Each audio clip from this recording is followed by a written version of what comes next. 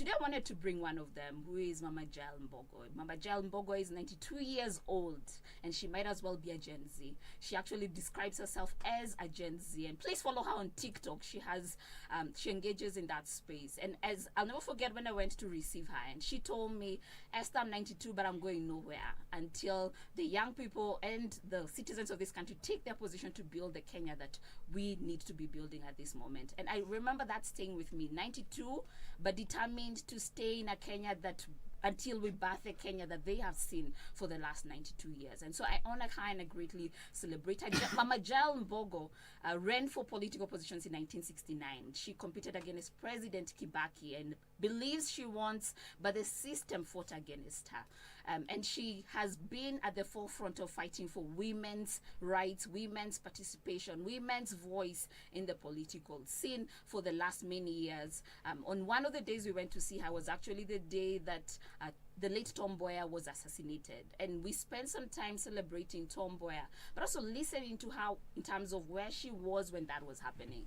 And what I heard is a Kenya that honestly hasn't changed much. Even in 1960s, we were still abducting people. We were still under dictatorial systems. We were still under a system that was on paper out of colonial systems, but in reality was still held by the violence that's the colonial system. And so one of the things that she said about the moment that we are in, we need to think beyond individuals, which I think is why I celebrate the idea of tribeless, leaderless, and all that the Gen Z is talking about, and actually ask, does the system exist to serve its people?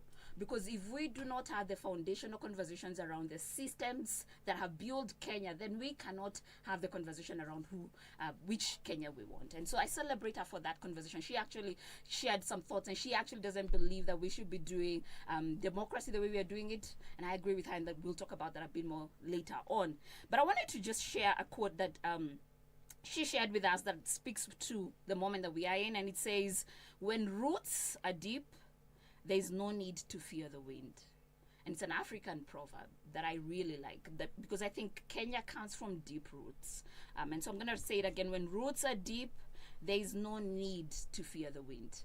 And I think that's an important grounding for the moment that we are in today, that the roots that we come from are from Mama Jael Mbogo and many other women and men who have fought for us to be in the space that we are in, and we celebrate them. I wanted to give an opportunity to the people in the table to also introduce themselves, and we will then have the conversation with them around what is the Kenya that we want. Please send in your comments, send in audios on WhatsApp, share with us what's the Kenya that you want, and let's have that conversation together. Good afternoon, everybody. My name is Mono Njuguna, a journalist here at Kenyans.co.ke, and it's a pleasure to be enjoying this conversation. Afternoon, Kenyans. My name is Kinuthi Ndungu from Kasarani Social Justice Center and also the Communist Party of Kenya. And I'm pleased to be here with you people to have these conversations on how we advance the country forward. My name is Mercy Tarus. It is a privilege to be here. Thank you so much for joining us. I am founder Kenyan Home Initiative and a very passionate educationist. Looking forward to having this conversation. I love that part of educationist because Mama Wahu is actually an educationist, and we probably will talk about her before in a future session. Maybe let me just ground it fast on Mama Jael Mbogo. What are you hearing? What do you know about Mama Jael Mbogo? What stands out for you as you think about Mama Jael Mbogo? Just so that we make sure that we're not having voices that are beyond us also in the conversation. I was happy. I'm happy to hear, our mom, even our grandmom, Jael Mbogo is still alive and still has the same fire. She does. Of course, Jael Mbogo and other women, remind us of Kina Shujaa Mora, Modhoni Nyanjiro, Kina Wangari Maathai. And you see, these are the women who continue to inspire us, and, we walk on their footsteps, And at least for us, we know that women hold half the sky. And for us as men, we have to fight side by side with the women. Yeah. And I think these women have also, demystified some ideas some women have been having. We can call them the bourgeois feminists. Yeah. That liberation of women means just liberation of a few rich women to continue, benefiting. Because Akina Jael Mbogo, you talked of Shujaa Wahu. Yeah. These are women who, don't just struggle so that just a few, rich women can enjoy, Yeah. champagne, but Yeah. they struggle for water Yeah. for all women. So we're still inspired by her spirit, and we pray that she, sees a long life and also sees some change in her lifetime. Absolutely. It's so nice to see them say that this is something we thought we wouldn't live to see, but they are now seeing it, and I think that's a gift that we are able to give them. Your generation is able to also give them, and I love what you're saying about we have to ask deep conversations around what contributions women have made even in our history, because when we don't recognize that, we make women to look like flower girls in such movements, but actually women have been at the forefront of birthing this country, and so it's important for us to keep going back and honoring them. So thank you for that. It's actually really beautiful to hear that she's an educationist, because I believe in education not only for the next generation but also for this generation. Sisi tumeona penye free education imetufikisha, as you know, we probably, some of us didn't get into uni, but just going to class and being exposed to primary school education and being exposed to high school education, it may change so much of our perception and even perspective. Right now, you cannot sit on this generation like you sat on that generation. You cannot sell the issue of tribal lines. You cannot sell the issue of now we need a party. No, these people are woke, and I believe that education really is the greatest equalizer. And so even let me just go into Kiasi what I want for Kenya. I want a Kenya Karibu. I want a Kenya that basically education is free, education is available for everyone, and we have to start that. We have to continue from where Mwai Kibaki left us from. Hatuwezi rudi. We cannot regress. We cannot go back, basically. Yeah. And that's a good point, because one of the issues that I hear a lot of young people raising is education came from a place where we all had access to it. I mean, we've gone through the cycle of when we didn't have access to it. President Kibaki got us to a point where most people and many people had access to that education. But there is a conversation that's happening around how we are making education again elitist, and what the implication of that would be. And Karibu, Thank you. we are talking about the Kenya that we won, and we'd love to maybe just allow you to chip in. Yeah. When you think about what you just found us talking about, what is the Kenya that you see? You have a strong voice. You're representing young people. Why are you doing that? I'm doing this, one, because of myself, because I'm a young person as well. I think a lot of the times when we look at voices like us, we think that we are isolated voices and we're speaking for young people. No, when I go to the streets, the first person I'm going to the streets for is me, because these laws are equally as punitive to me as they are to the next person. That's why, for example, like my brother here has been a victim of police excesses. Yeah. So when I go to the streets, I go knowing that it does not matter whether you have dreadlocks. It does not matter whether you wear a suit, because he was in a suit and he is not dreadlocked. Like, it does not matter what you wear. It does not matter how you sound. However peaceful you try to be, you're going to be a victim of police excesses. If you're talking about the Kenya that I want to see, I want a Kenya where I know, one, I can have access to healthcare. And just to jump in on what my sister Mercy was saying, if you're thinking at education, part of the conversation that you've seen is the one to make Kiswahili an optional subject. When we talk about, and I want to link this to economic liberation, when we think about liberating ourselves economically, we're always complaining the IMF or the Bretton Woods institutions.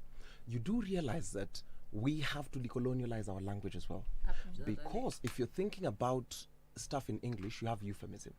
You can say there was mass shootings, or you can say there was a tragedy at school. But in Swahili, if you were to say it, yes, watoto, you can say that there was a school shooting. Watoto sitini wauawa na muuaji. That's what we call it, you know. And even if you think about, there's a friend of mine called Eric Rogara, who's a mutual on socials, who said it very beautifully. If you think about it, when you say citizen, it doesn't really click. But if you think about it, in Swahili we say mwananchi. If you translate that, it is, in even your mother tongue, it's even bigger. The people to inherit the land. You see where the language is already activist in the way you're thinking, because then the land laws do not apply. If you think about it in mother tongue, it does not apply. If you think about it in Swahili, it does not apply. We cannot have these things. These are only things which fly when we are in our colonial mindset. I want a Kenya where I can thrive, one, as an artist, in a place where it's not all about tokenism. I don't want a Kenya where eloquence is the only marker of a good leader. Do you imagine how low we've sunk, that once a person who shows up who can speak truth to power, suddenly that's the person who should lead?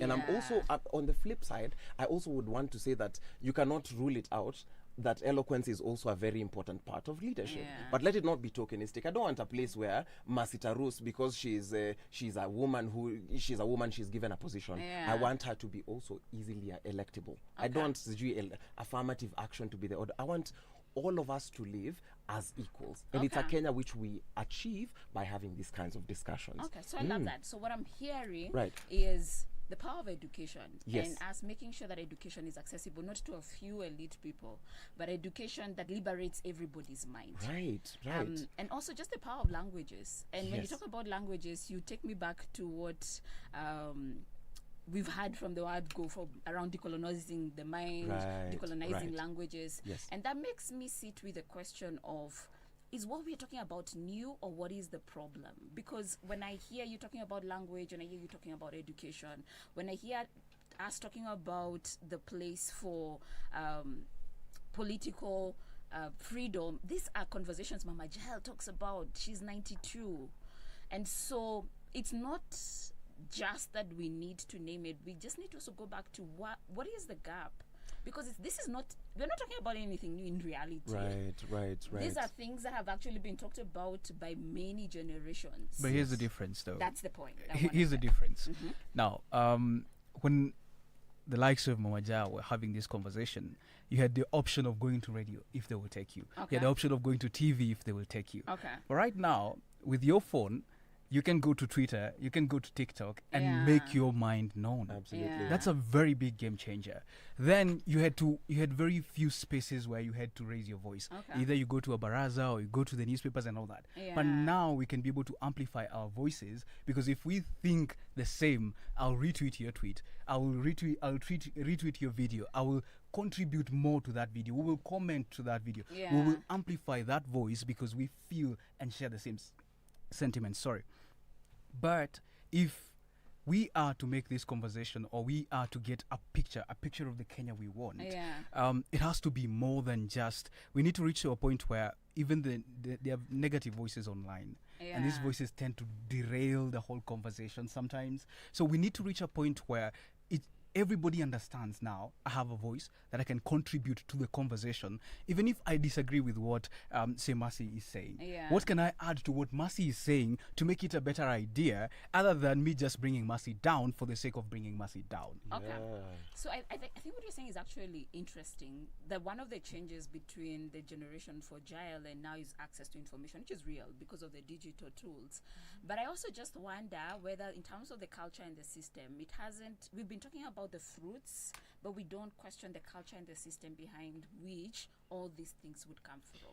And so I wonder, what is the political culture of Kenya and system, and does it have room for those things? The culture Kitambo, sorry, I'll let you speak in a moment. Go for it. The culture in Kenya has always been that I have a feeling, I'll say it in my house, and I will let my people close to me know, but I won't go on and say it in public and say, by the way, this is what I think, this government is doing this, or these laws are bad.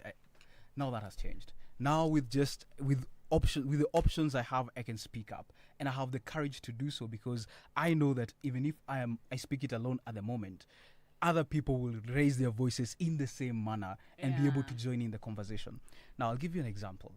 In 2013, in the election in 2013, now I was not eligible to vote then, or probably that gives away my age, but I just joined high school. Now, at that point in time, I was asking questions to my grandparents. I was asking questions to my parents. You're going to vote. What exactly are you voting on? And I could, when we gathered, because we gathered as an extended family, all of them are voicing their concerns there. But after that, beyond that, like the four corners of the house, nobody says anything beyond there. Right now, they are able to do so. And all of us, my age, I'll go online and say, this is what I feel, this is what I think about this law, this is what I don't like about it. Okay. And I will take an extra step and say, okay, this is 15 of us don't think this law should work. Can we be able to force policy change? Can we join in hands with somebody else? Can I contribute to an institution, to a social or civic institution that can push for a change? And that's the difference. Now people are actively involved. It's no longer passive in essence that I'll just comment about it slightly in the comfort of my house and keep it there. Okay. Kinothe, you want to add something? Yeah. I think the conversation about education is very important, because in our own analysis, education is supposed to produce a complete human being capable of understanding life in its complexity. What does that mean then? An educated person then must understand that development is not about things, it's about people, right? And even importantly, a lot of people are educated, but if you go to school and get educated just to go and serve you're a doctor just to go and treat rich people, and then get yourself a good house and a good car, that education it means nothing to the masses of our people. Absolutely. If you're a lawyer and then you go and serve rich criminals who have stolen from the country, you might be educated, but you see, for us that is rubbish if your education does not serve the collective. And I want to sit with that a bit before you even go to the next one. I think you've said a very powerful thing around what is it's one thing to educate, but what's the philosophy of our education? And the philosophy of our education, is it about serving the people, or is it a philosophy about enriching ourselves? And we need to get to a point where we ask that question, because even if we have how many changes within our political class, if our education doesn't answer the question of what society are we building, and if it focuses primarily on the people who are rich and serves the people who are rich, then that education is for the minority. And so it's not just an education conversation, it's the philosophy behind education that I'm hearing is equally important. You see, of course, we must first understand the type of a society we live in. Yeah. We've talked, time and again about individualism within our society, and in fact, we go to school so that the university try to produce workers. Yep. Who can go and be good slaves. But as we've said, there's a generation, and this is not even new to us, because you've talked of Shujaa Wahu, who were educated and understood the privileges they had, but committed class suicide. Yep. So that the education could serve the interest of the collective. I love that. And the other thing I'm hearing, and probably it came from you, there probably was a culture of fear. And I often argue that the culture of fear was actually a culture that was built during the colonial period. So I hear my father, my grandfather, that generation talking about how basically they had almost like concentration camps. Like you were put in villages, you were harassed into a village, and they put up ditches all around you. What that does to the human spirit in terms of normalizing fear. And so it probably means that in terms of our political culture, we had more fear, which then created a culture of lack of accountability. And I want to go to that word, because when I listen to many people talking about the moment that we are in, what I hear is actually very simple. We want a government and a system, whatever system we choose to have, that is accountable to the people. Why do you think that that's such a hard thing for us to hear? It goes back to what he said, education, and perhaps I might be wrong here. I don't remember. I didn't completely go through the Kenyan system, but I don't remember anywhere where we were actually taught about these institutions that first and foremost fight corruption. Then second, it's not just about the institutions that fight corruption, but what exactly is corruption as a vice? What is it, and why should we not encourage it in our society? We do not have these classes of what is the ideal state of a country. What does a good country look like? What does good governance look like? We are taught history of this is this is what we were under colonial powers. This is who we became. These are the institutions that we created. And sometimes it's not even in detail. Sometimes the teachers are just teaching you what is in the text. And I think I studied at the University of Nairobi in my university, and what I loved the most about the classes is the lecturers changed they took the option of changing the classes into a discussion where I'm going to tell you this is what we're going to talk about. Go research. Then come, let's have a conversation. Let me correct you what you read that is wrong and what is right. And let's have a consensus. Let us have an understanding of what it is that we're trying to learn. And that's what is lacking in most of these foundational classes in our primary schools and in our secondary schools. And if we can be able to get that right in sense of, from the word go, let's instill in a culture of, first and foremost, if you're elected in an office of the public, yours is service. You have a salary, be content with it. The benefits that come with it, enjoy them. But beyond the scope of that, forget it. Then number 2, understand what civil service is. Civil service is not about benefiting your brothers, it's not about benefiting your sisters, it's about benefiting the community and the society that is Kenya. You see, you started with a quote, and it's actually a proverb, and it's very profound. When roots are deep, there is no need to fear the wind. But then that also applies to when the roots are shallow, fear the wind. Because, you see, this problem, it does not start with sisi ndo shida, by the way. This problem started kitambo, even when we were young.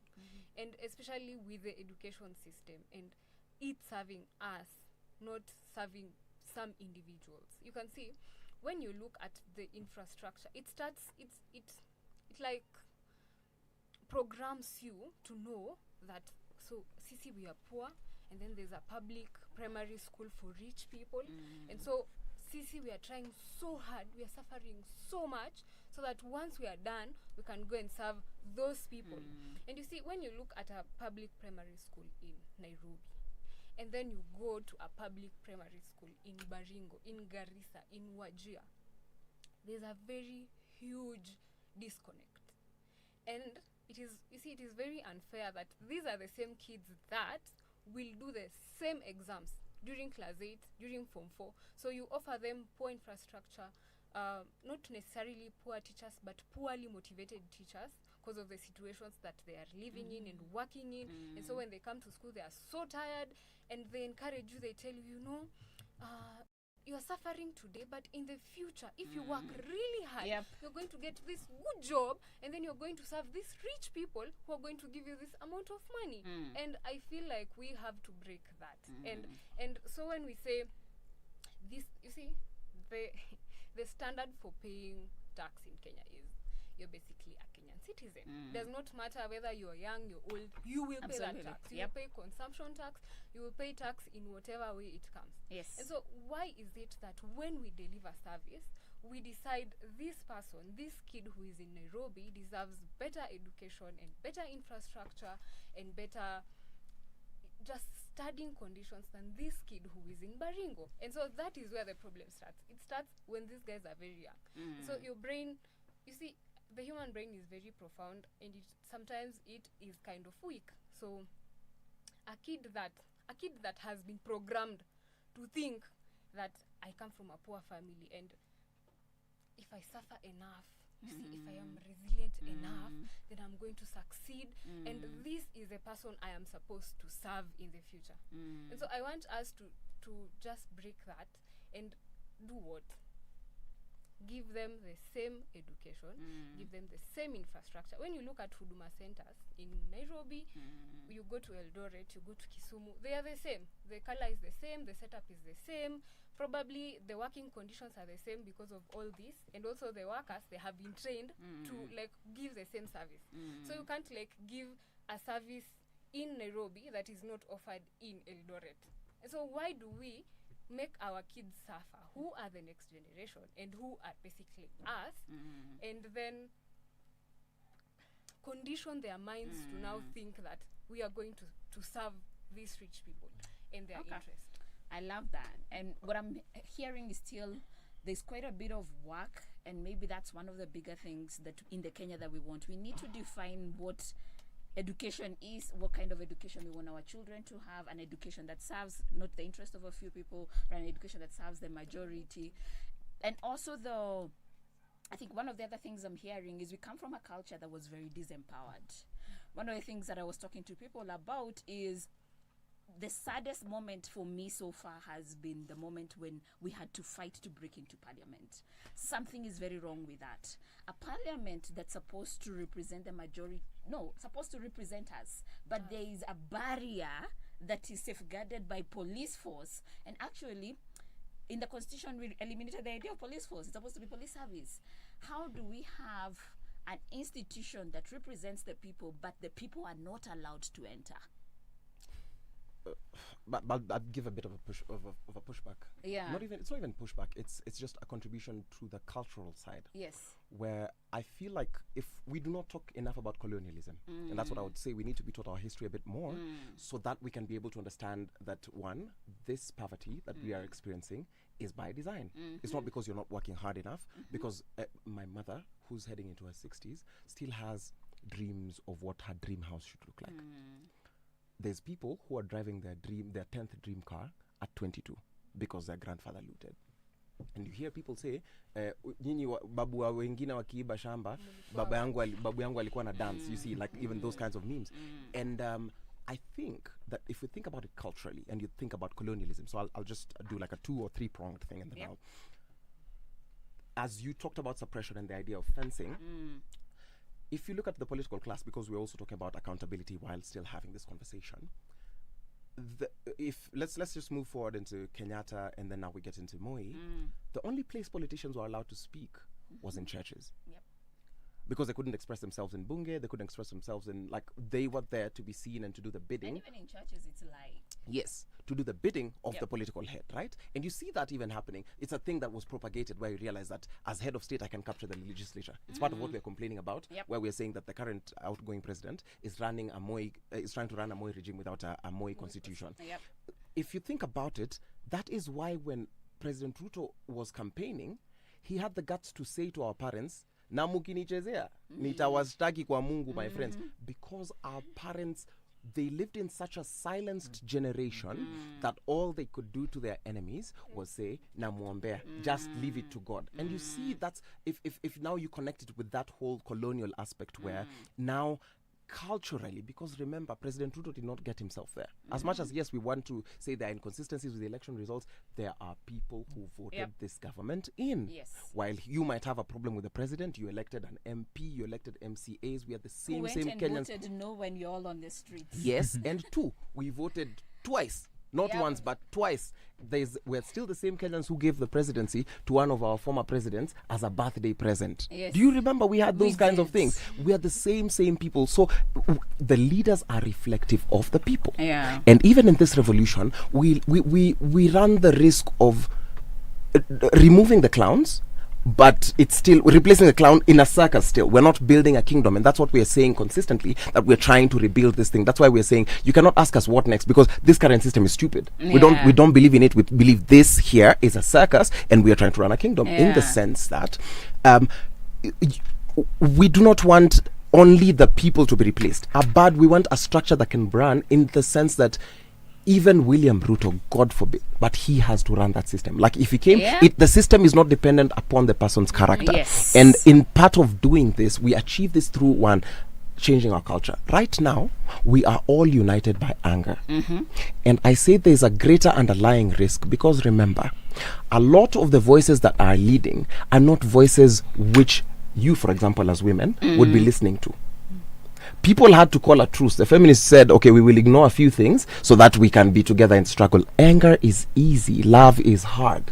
So we need to consistently, as we are doing this, I need to consistently educate and change my politic and ask Masita Rus, when we were in that interview, might I have said something that dehumanized you? Might I have said something that disenfranchises a disabled person? Might I have said something that was colorist or enablist or classist? We have to change the whole politic, not only obsess over the head of government. Absolutely. You know, so part of what we need to do is rewire that culture, because if we isolate, and that's why I've always shied away from the idea of this just being a Gen Z movement, because if we isolate ourselves, you need to remember that just taking your parents' voters card is not going to be enough. They still go to church, they still socialize. Yes, they still take very, very great heed of what their religious leaders say. And yes, actually there's not just still them. Yes. In reality, Yes. even us, Yeah. what we underestimate is the power of the system to influence how we think. Right.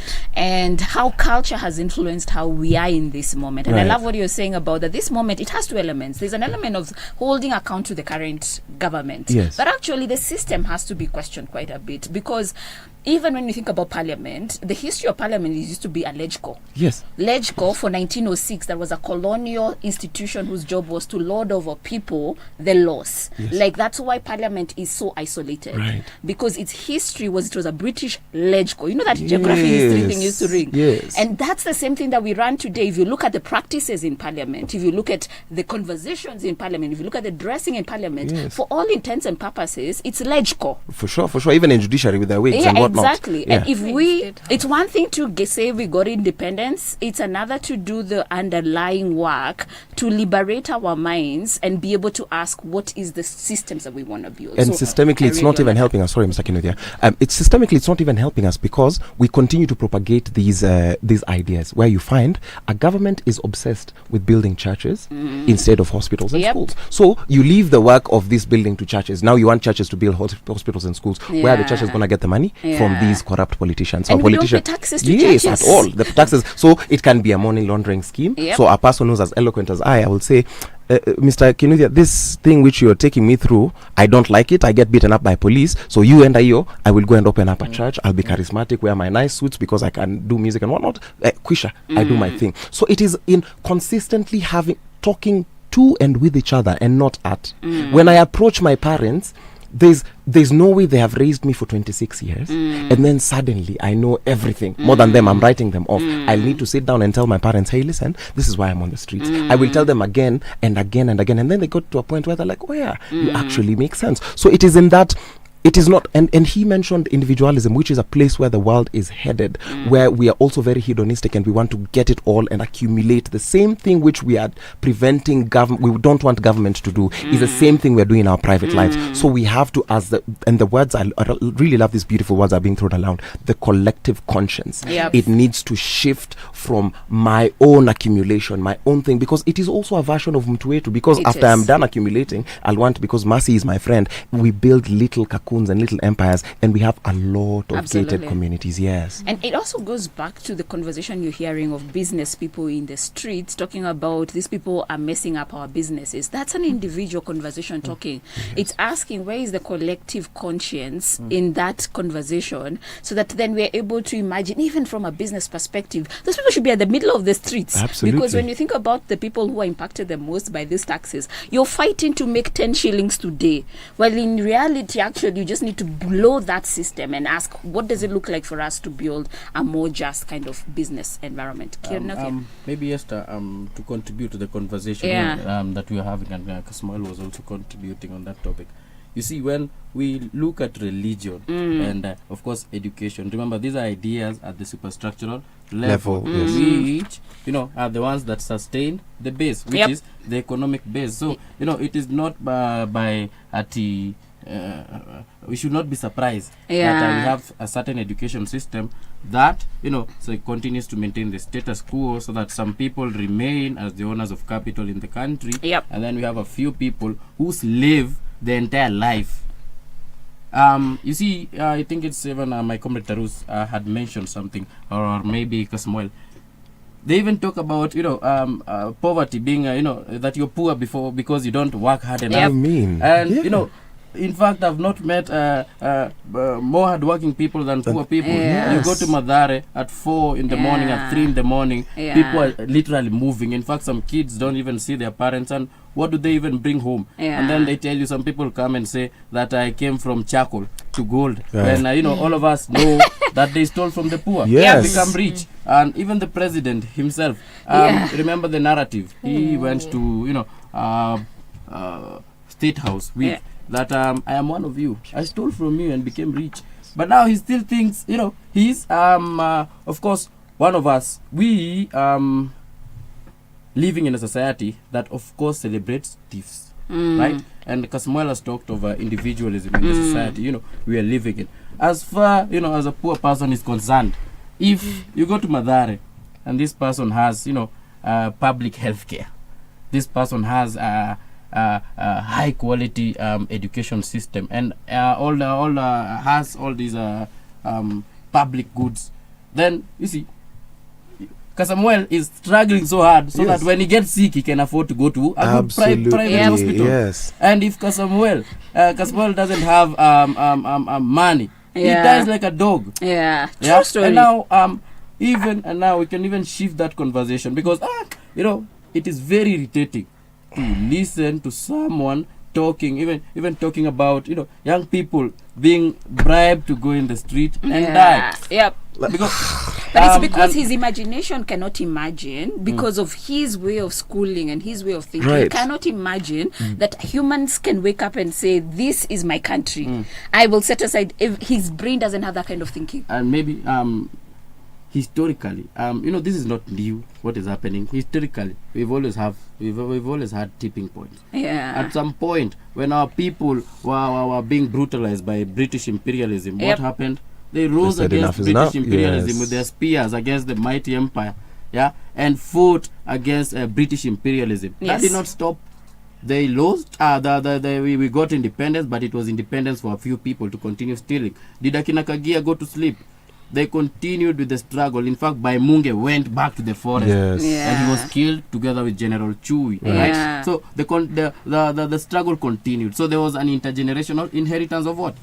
Struggle. And the struggle takes different forms. At that time, the only way they could deal with the state at that time was to take up arms and fight. And they were called terrorists. Even now, we are still called the same thing. And that tells you nothing much has changed. I mean, there's a lot that has changed. And it's important for us to honor what has changed. Because, let me give you an example that actually it's Mama who was sharing with us. When they were fighting for independence, for multipartyism especially, Moi was so brutal that they couldn't sit 4 people in one table and talk. And then, in addition to that, we had this thing called provincial administration, PCs, DOs, and DCs that were reigning the country. Now, the reason those are important to name is it's important for us to understand that we've actually had some victories. Because if people don't name victories, it looks like we're always doing the same thing. But I'm sorry to be so rude, because you guys have radicalized me. I feel like I need to go to the streets right now. I need to go to the streets right now. Let me tell you why. Taking up of arms is the same as education. Yes. Because the colonialists called the Mau Mau terrorists. Yeah. Our president, when we had Roses Man and water bottle, called us terrorists. So to the establishment, an educated mind, a mind that has a willingness to change. So change is equivalent to terrorism. And he also raised another point, which, and I'm sorry, I'm getting goosebumps because I'm too radicalized in the sense that he has raised a problem which I think is the middle class problem, that that bedevils the country in such a way that, as Kasmuel, as Mercy Tarus and co, we will sit down and say, instead of us changing the country, instead of us, because if I fall sick, I want to work hard and take Kaz or Mercy to India or to Aga Khan. I do not want Kenyatta Hospital to give me better services. And you see, it is a culture that's been ingrained in us such that we want, the middle class problem can be summarized as the need to privatize public problems. For sure. So a deficit in education, because you know CBC is a very bad system, right? You know CBC is bad. Because you don't want, it's a bad system and you don't want your child, what do you want to do? You homeschool or you take them to international school. Instead of us going to the streets and saying, down with this system. Healthcare is bad, I'll take mine to Aga Khan. Sijui, transport, garbage, let's contribute, let's crowdsource and have a little security council. And therefore, it shows that, and when you said a lot has changed, I'm like, no, it has always been the willingness of the people to say enough is enough. Enough is enough is a statement of treason. I dare say, if you say enough is enough, you could be equated to a terrorist. And so for me, that just hit me when you guys were spewing this.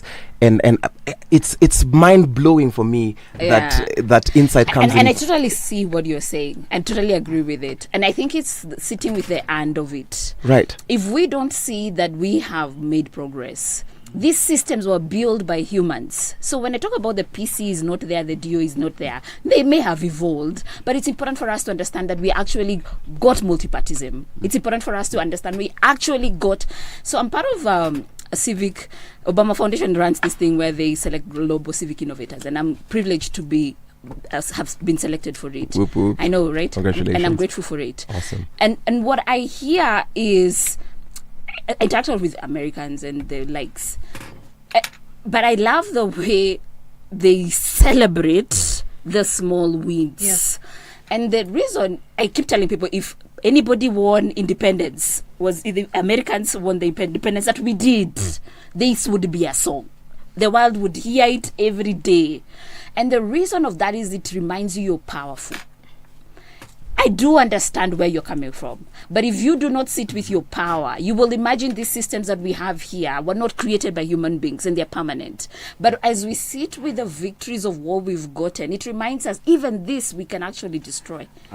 Maybe I can say something. When my comrade here has talked, about we looking for, private solutions for public problems. Problems. When you say as an oppressed person, enough is enough, Yeah. you mean violence for against the status quo. Yeah. It means then that one who has been sucking the blood of the poor people, his time is Yeah. up. Oh. Yep. And every time historically we've always had the oppressed people and the rich people. Yeah. At a certain historical point in the country, most of the oppressed people were uneducated. I love how he says the Yeah. oppressed and the rich people, Right? because true. They were oppressed, they were rich and they were oppressed. In Yep, fact, even in agreed. the country, we had the comprador, bourgeois. Yeah. We had the rich people, The bourgeois and the petit bourgeois. in the country. Yes. And then we had a very small population of black people like us, who were the people that could wield the instruments of the state. Yeah. But they had the same interest as the white people had. Look Absolutely. at Jonjo. Look Yeah. at Jonjo. Look at Hey. all this class of Black these skin, people white. who now took power. I after, take away this Njonja suit. I mean, it's a product of the work. You're fighting on the right side of history. When we talk about the gains we've made, we agree. At least we are not where we were, right? But how does it look for that woman in Madare? Let us now remember our comrade here, from Madare, who was the leader of the mothers of victims. How did she die? Like a dog. Right.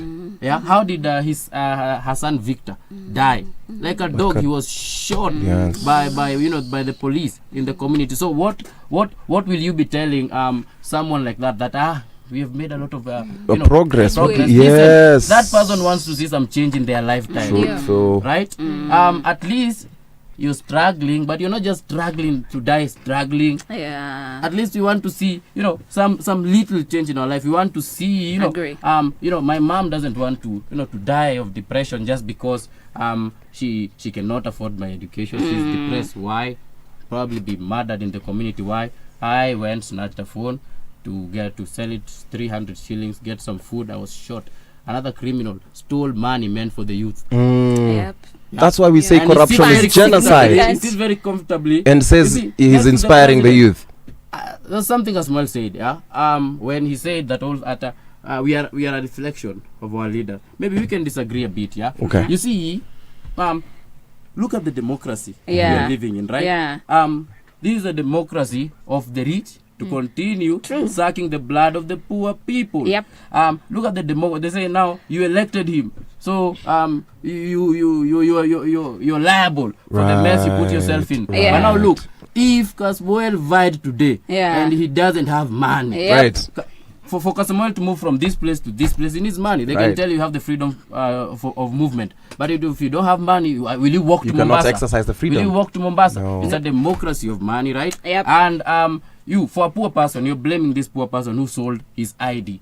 But listen, that It was the person was meal. sleeping hungry. No, that for day, sure, right? for sure, for I sure. come, tell Kasboel who is Yes. sleeping hungry, take 1,000, give me Yeah. this ID. You think I care? Not at all. Not at I'm all. selling that For that sure, for ID. sure. So Yeah. also, let us not blame the victim. It has never but now been. look For the at the problem broader of picture. oppressor. It's a democracy of money. In fact, poor people, if you have no money, you have no freedom. No, absolutely. In the constitution, you have a right to free and the highest quality of education in the country. Listen, if you don't have money, you cannot go to the even best just schools. talk about the basic right of life. You cannot make it past and I like what you're saying, because what you're inviting us to is question the idea of democracy that we have as a country. And I actually remember Mama Jal talking about the same thing. The 1969 being rigged out in effect.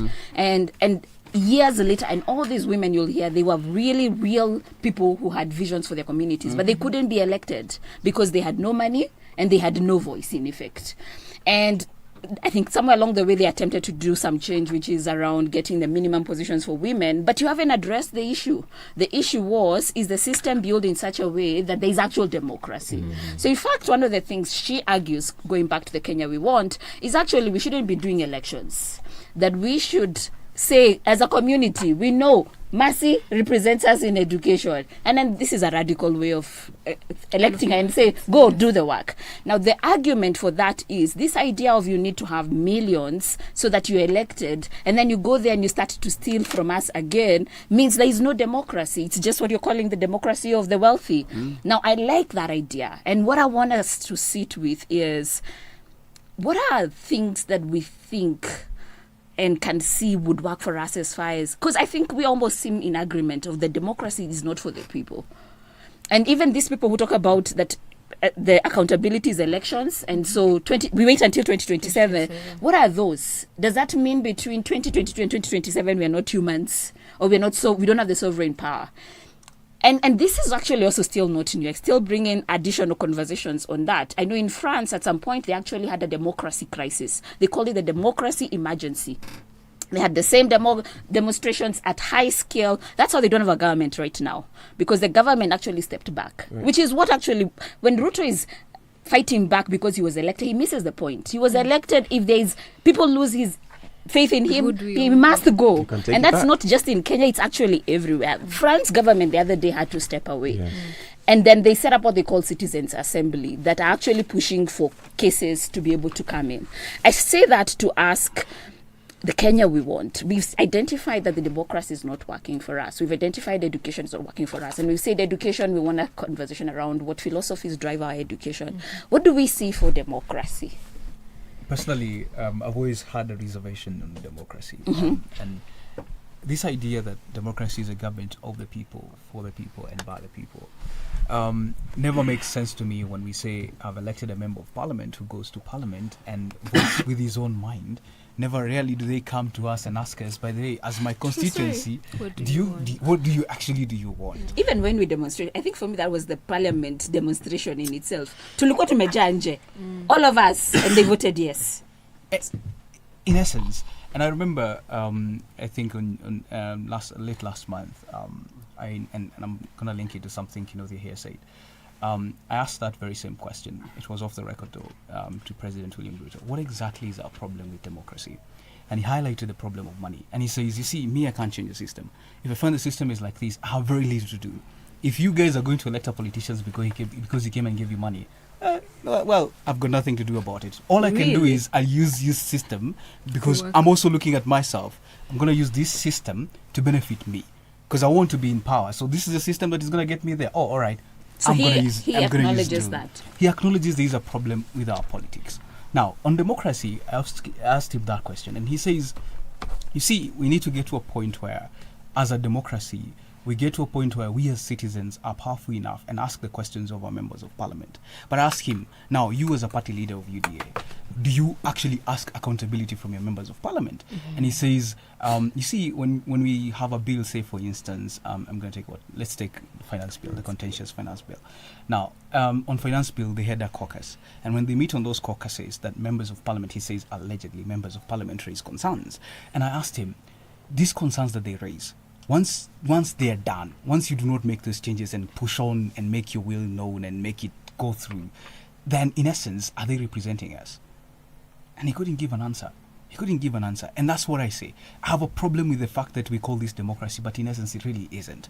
Because if it were a democracy, we as Kenyans, when we said clearly, we do not want the finance bill, the members of parliament would have just said, hey, you know what, send it back. Not wait for Kenyans to die so that they can be able to do Actually, it. we don't have a parliament, in all honesty, because if they passed that finance bill when the people were outside, there's no you're representing those same people. I want us to conclude, but I want to hear, what do we see as democracy?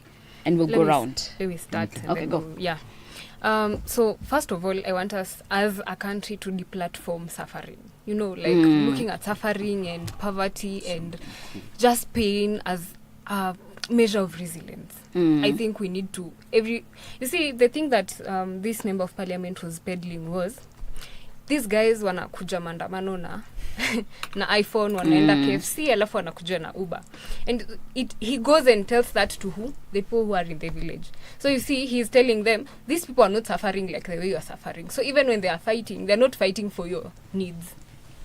Kendrick Lamar said something in his song, "They're not like us." He was, of course, to Drake, and he told them, "What I'm telling you, he told Drake, what I'm telling you is what the culture is feeling." And so right now, even what we are saying is what the culture is feeling. Probably our parents cannot come out to speak because they're civil servants and they could lose their jobs. The clergy is not coming out because of their own issues, but it is a collective that this is what we are feeling. Let me go into the Kenya I want, the Kenya that probably will work for us. I want us to have a Kenya that has the same standard approach, SSA, because the same standard approach for paying tax is, I am a Kenyan. So why is it that when we look into the health sector, when we look into education, when we look into agriculture, when we look into these sectors that affect us directly, we do not want to use the same standard approach? We want to say, these rich people deserve this, and then these poor people do not deserve this. You see, so I am an educationist. Again, I am very passionate, and that is where I will go into. Education. Public primary schools. Why can we not have a same standard approach where we have the same infrastructure, the same teachers' quarters, the same books, the same libraries, the same ICT centers, so that these kids can actually receive the same education, which they are being tested same in the whole country? So I want us to actually go into that. And how we can do it is, sometimes it may look like it is a very small thing, and you doing it as a person does not bring so much difference. But tumeona sai, one person tells another person, and then you become 2 people who tell other 3 people, who become 10 people, who become 1 million youth on the street. So why is it not that? Why can we not approach education like that? Same standard. For public primary school, give them the same everything, like the same content. And what I will start with as Kenyan Home, what I am actually working towards, number 1 first, is petition the KICD to include the Katiba, the whole constitution. See human rights peke yake. Petition them to include the whole Katiba in the curriculum for education, so that our kids, once they start from grade 4, it's only 18 chapters, guys. Si mingi hivo. Kama mtu yeye anaweza soma alphabets, kama anaweza shika vowels, kama anaweza shika Apostles' Creed, and remember it till you're this old, then you can actually learn the constitution. And so it will be watoto na katiba, where from grade 4 to wamalize is 1 chapter a term. That's a fantastic so that idea. Make it simple, make it graphically appealing. So chapter 1 wanasoma, we the people shall, you know, and they will remember that. They will remember that all the time. Secondly, look at the health sector. There's this guy that actually died. Tukisema maneno ya kwenda India, it's not funny, by the way. Yeah, I know. This Wahome, he died because of an accident, and he did not die apo. He was taken to hospital. When he got to his hospital in his county, there was no medicine, there was no emergency services, there were no doctors to serve him, and he died. And so disease is a collective, inakuja na same standard approach. I do not want, when it's time to deliver, I cannot deliver in Kisumu because the dispensary is not the same. So I have to go into Aga Khan, and you know, malaria does not affect you as a Kalenjin or a Kikuyu or political affiliation or Muslim or Christian different. It affects you the same. When we give you bad seeds and you eat bad food, you get sick the same. Yes. So why can we not approach even leadership the same way, so that these guys, unajua, by the way, it's not funny, as I conclude. Yes, please. So we hear from everybody. Mwisho. Msa anaweza toka kinyozi And it's okay because we are trying to like make everything the same. So hajai kuwa prefect tangu akue mtui. Tangu class 1 hajai kuwa prefect. Anatoka kinyozi juu saa amepata do, anakuja na campaign, anakuwa governor. Hajui kuimplement policies. Hajui hata kusoma. Tunaweza tuanzia hapo. And so we elect these people based on popularity, not based on the things that they can do for us. And then we expect them when they get there, and they have already invested their money to save us. Akishafanya investment and expect profit inatoka. Those are fantastic ideas, Mercy. We will continue with this conversation next week. So it's literally your last thoughts. The Kenya you want and democracy. What does democracy that works for you look like? I think it's... Yes, I'm trying to do this in 30 seconds. I want a democracy where you're equally electable as I am, where Mercy Tarus is not elected because of her beauty and I'm not elected because of my money. I want a Kenya where there's good work-life balance. I want a Kenya where children are healthy. I want a Kenya where children can access education, as Mercy has said, across the board. If I were to just simmer it down, because if we have that kind of Kenya, it makes it easy to deal with corruption. But I also want a Kenya where we can tell stories, because the storytelling and the art, once we go back to those, they help us to rework our culture. So I want a Kenya where when I look at an artist, I don't think that they're any lesser than an engineer. Because if you think about this revolution, admit it has been mostly driven by the artists. Absolutely. The photographers, the writers, the people, the dancers, the poets, the orators. Zote. A lot of the people who've driven these kinds of revolutions are the artists. I want a Kenya where we finally can dance to our songs of freedom. I love that. Yeah. You know, the other day when the president was warning us in Nakuru, he talked about, protecting the democracy, that Kenya was a democracy. And then it means, and as we've done, we need to understand what democracy, means for the masses of our people. We've already talked about the demolitions that were happening in Mathare, where, in fact, the poor people had no notice that houses were being demolished with poor people in those houses. Is that the democracy he wants to protect, right? We have seen, after this conversation, a number of poor people will have died at Kenyatta Hospital just because there's no medicine. People who will have survived. Is that the will of God? Is that democracy? No. So we must advance the conversation about democracy to even go to our constitution. Look at chapter 4. Look at the Bill of Rights. Look at social justice. When you talk about free and affordable healthcare or housing, those are not just ideas. People want to see, these things, lives. And you don't build these houses and then sell them to the rich. Again, so even as I advance, at least for us, again, we need to understand that we are not struggling to replace the people who are there with young people who think like them. At least for them, for the longest time, they've been preparing their children to take over the country, and for the first time in the country, in fact, the political class is in a crisis. Now, in fact, the opposition is so afraid of the leader of the opposition has always had the monopoly of mobilization. Now, he realizes that, hey, this thing might be, something of the past. So now he's in panic mode. What does he do? He doesn't want the emergence of another crop of leaders from without them. So the ones he can control. Now the political class have come together to now negotiate and see how they how they save their privileges. And now it is, in fact, for us, it is very good because we've had these conversations before. Because we also students of history. We don't have to have been there in 1965 to understand what happened in 1965. Now they have come together to come up with coalitions to maintain their status quo. And in fact, for us, it's very good. It makes our work very easy. You see, now it's the people versus a few people. So even when we talk about democracy in the country, we say it's a rule of the people, by the people. Also, we need to understand that the population is not just a homogeneous whole. There are classes within that population. And then the democracy must be serving people. So we must ask, democracy for who?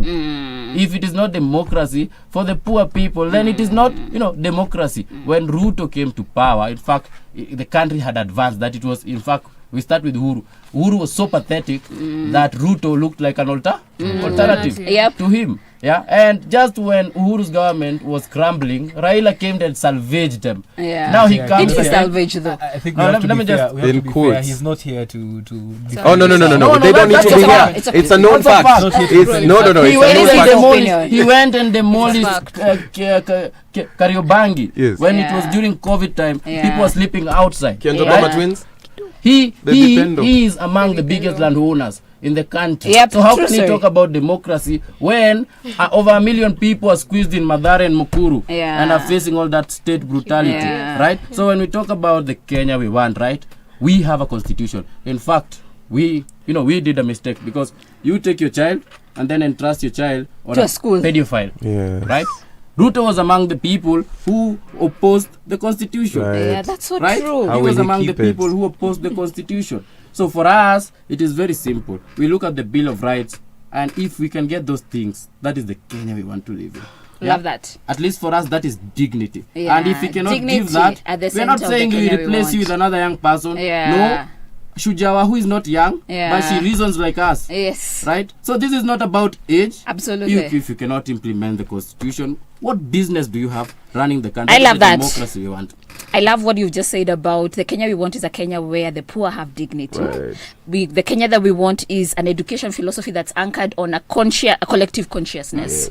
The Kenya that we want is a place where art has been normalized. Children have playgrounds where they can go and be children. The Kenya that we want is a place where we have stories about what we can do and what we can't do, and places where we can tell those stories.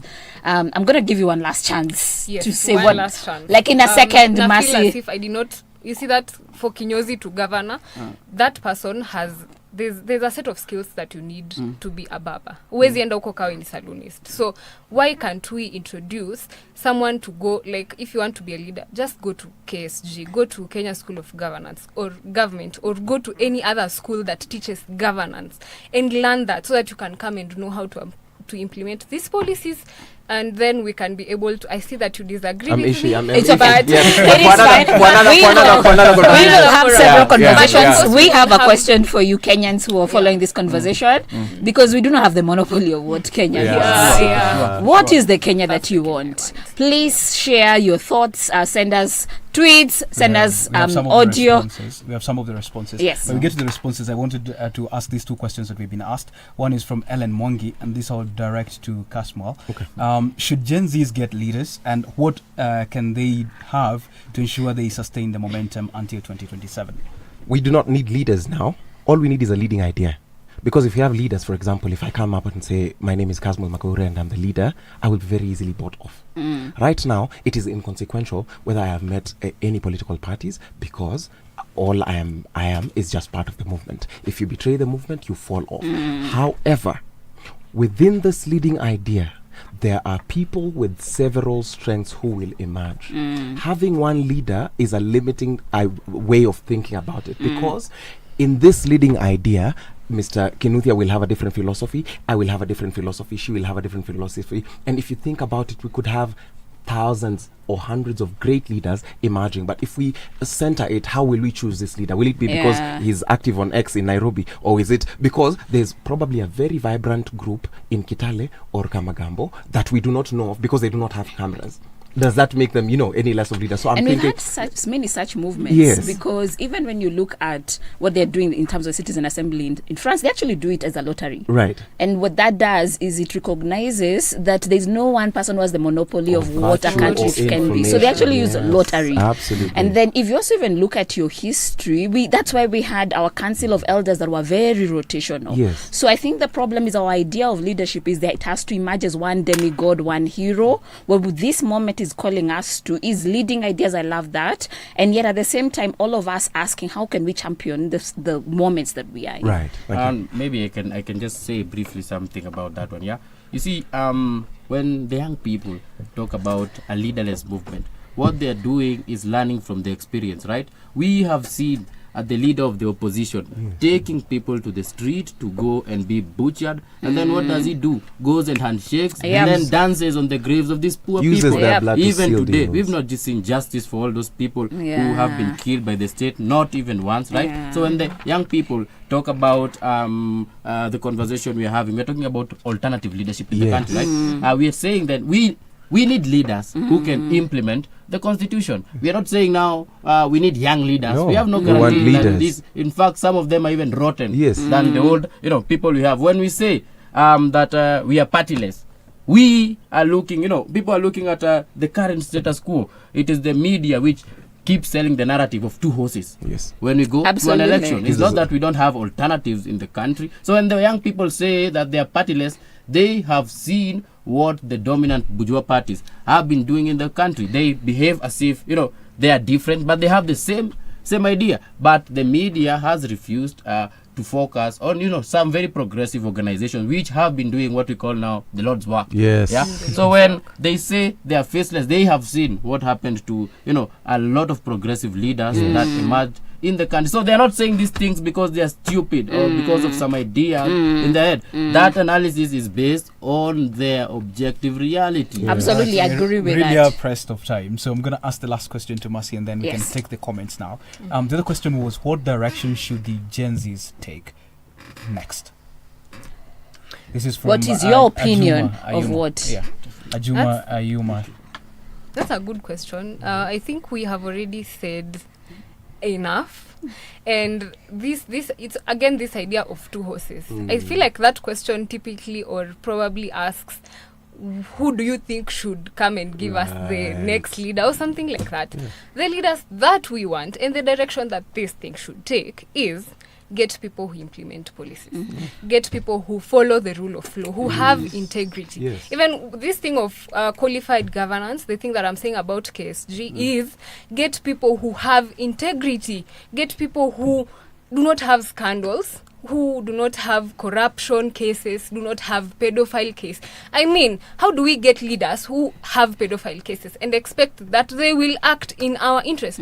People who have murdered people who, there's someone who was jailed for 67 years, is free now, is in parliament. Coming back to tell us not to go to the streets. What do you know about progression? That is actually the direction that this should take. And it would be nice. It might not happen, and it might break our hearts, but it would be nice if they would dissolve the parliament, because the people that the killers are there. This someone who was jailed for 67 is there. The corrupt person is there. With an active murder case, and calling then themselves let's a de just facto go back leader. and do this thing again, and you will see the difference. So that is the direction that this thing should take. It might not take that, but that is where it could take that. It might not, and we should prepare ourselves for that. But should it take that turn, we are in the right direction. Lastly, people should go and take votes. Chukua kura, piga kura campaign. As much as we may feel like 2027 is so far, it is not so far. And we have seen the thing of IEBC not being able to register voters, not giving us ID cards. And so you see, it like kind of takes away from your power. So take back your power, go and look for an ID, go and look for a voter's card. That day will come, and that day we will make changes. And it will be multiple changes. Yes. One of the things that I love is we don't need one heroic path. We actually need multiple paths to go ahead. And we've actually talked about some of those possibilities here. When you talk about the possibilities of citizens' assembly, the possibility of philosophy conversations around education, the democracy that we start to experiment, all those things can happen together. It's not that we sit and wait for 2027 for one bullet answer. Those things have been happening and will continue to happen. And I also wanted us to take a minute to just honor the people who have passed and been killed through this movement. And I wanted just to name some so that we just make sure that we keep remembering the people who have paid the price for this moment. Abdikadir, Rex Kanyike, Evans Kirato, Eric Shieni. These are students. These are young people. I remember recently watching the burial of one of the JQuat students, a third-year student. We should be actually embarrassed to live in a country where young people are sacrificing their lives for such things. David Chege, Bisli Kamau, Ibrahim Kamau, Kennedy Onyango, and every other human child of a mother who has been sacrificed by this process, we will take a minute to honor them. And also, as a nation, we must feel sad and be embarrassed by this moment that our children are dying.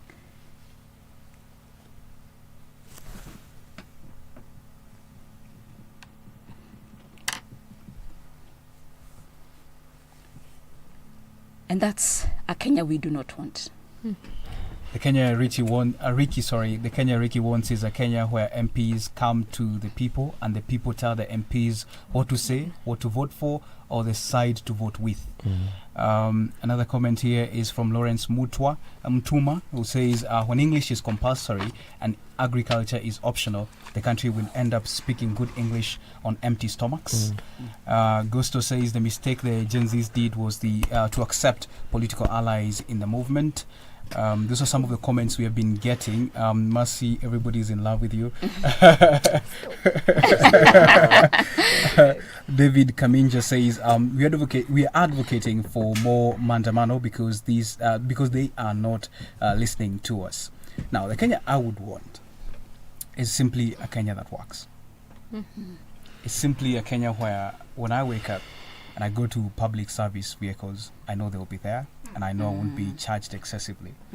I want a Kenya where when I go to a hospital, I'm not first and foremost asked, do you have an HIF? No, I'm asked, what is your problem? Then we can talk about an HIF after. I want a country where when I go to a Huduma center, I'm not asked, how much money do you have? Rather, what service do you want?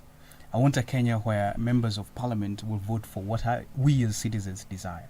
I want a Kenya where if it's EACC, their job is seen. Not publicly, not by publicizing the work they have done, but by visibly counting the number of people who have either returned the money they have stolen or are either in jail for it. The Kenya I would love to see is a Kenya where every child with a dream knows that dream can come true. Noel Omer says that to the panel, do you think that the clamor for the change by the Gen Zs is gaining or losing momentum? I'll let you finish up with that, Esther. And how can it be fueled for greater change now and in the future? And as you're responding to that, to the rest of us, Kijana Mkenya says that excited about this discussion.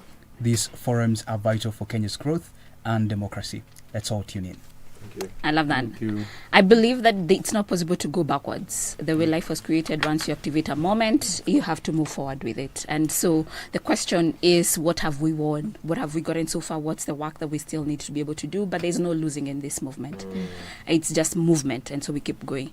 And I want to say thank you to everybody who tuned in. We want to hear from many more of us. What's the Kenya that we want? Please send us the messages. We hope to continue to have this conversation. We will also have the conversation around what economy will enable the Kenya that we want, because this moment was created by a finance bill, and we have to have conversations around debt. One of the Shuja that we talked about was actually part of the people who formed an organization that was called Kenya Debt Relief from the 90s. We've been talking about debt. How do we move forward as far as economics go? Please keep sharing with us the Kenya that you want. Thank you. Hey. Comrade. Let me tell you. Well done. Thank you. Thank you. Until I saw you, hey Chief. Yeah, until I well saw done. You see, do you know this was refusing to come, and then you had so many things. Really. And until I saw you hold on to that guy